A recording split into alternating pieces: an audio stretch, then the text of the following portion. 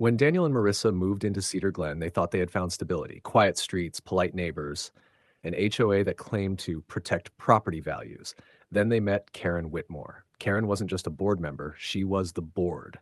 She had chaired it for 12 years and reminded everyone constantly. She smiled in public but documented everything. 3 days after the couple moved in, a letter arrived. Violation number 1, incorrect shade of mulch. Daniel assumed it was a mistake. The mulch was brown. The guidelines said brown, but Karen showed up at their driveway uninvited. It's not approved brown, she said, holding a printed color chart like it was federal law. It leans red. She didn't stop there. She measured their grass height. She photographed their mailbox. She told Marissa that their curtains were visible from the sidewalk and that visual harmony matters. The fines began small, $50, then $100, then weekly non-compliance assessments. Other neighbors avoided eye contact. No one warned them. That was the first red flag. By month 3, they'd paid nearly $1,200 in penalties, most for issues Karen personally documented. Then Daniel discovered something strange. Every fine notice came from Karen's private email, not the HOA's official account, and the mailing address for payments? A P.O. box. Not the HOA office. 5 years would pass before the truth came out. But this was where it started, and Karen had no idea she had just targeted the wrong family. Karen's obsession with the Turners grew. Every small adjustment they made became another reason to find them. They replaced the mulch with Karen approved brown. She still found a reason to write them another violation. She measured the angle of the driveway light. She critiqued the fence spacing. She sent emails at 2:17 a.m. complaining about a crooked doormat. Neighbors whispered. Some laughed nervously. Others quietly complained but feared retaliation.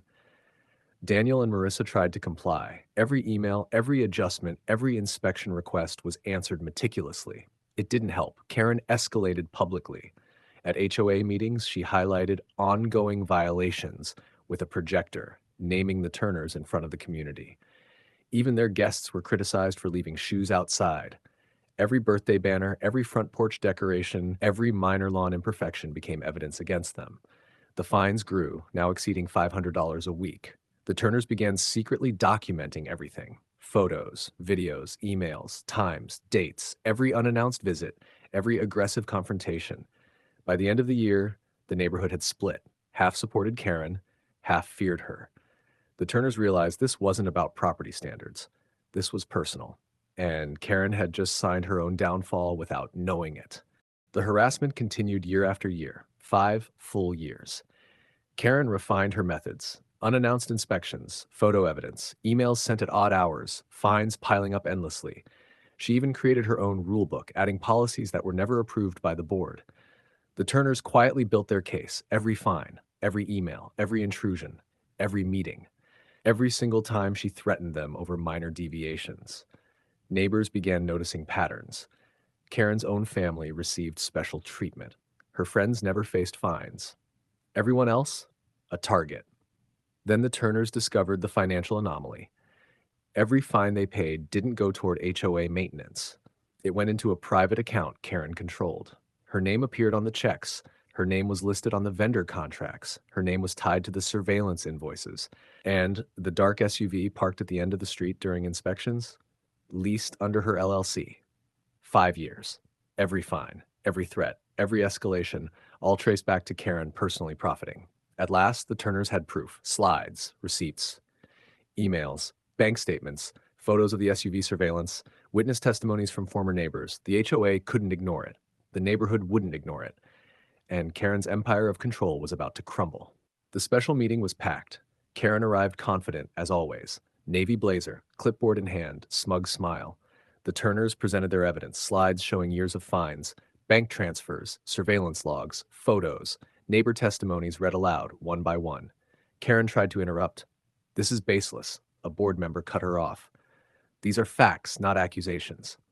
Gasps spread across the room.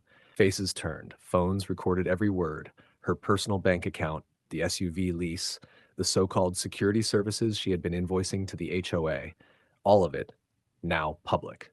The board voted unanimously to suspend her. Legal action followed immediately. By the end of the month, she was removed from the HOA. Her house was listed quietly. Her dark SUV, gone.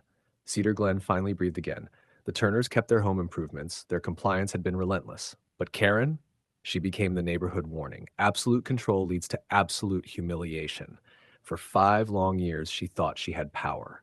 For 5 long years, she underestimated one family's persistence. And in the end, she lost everything. Have you ever dealt with an HOA like this?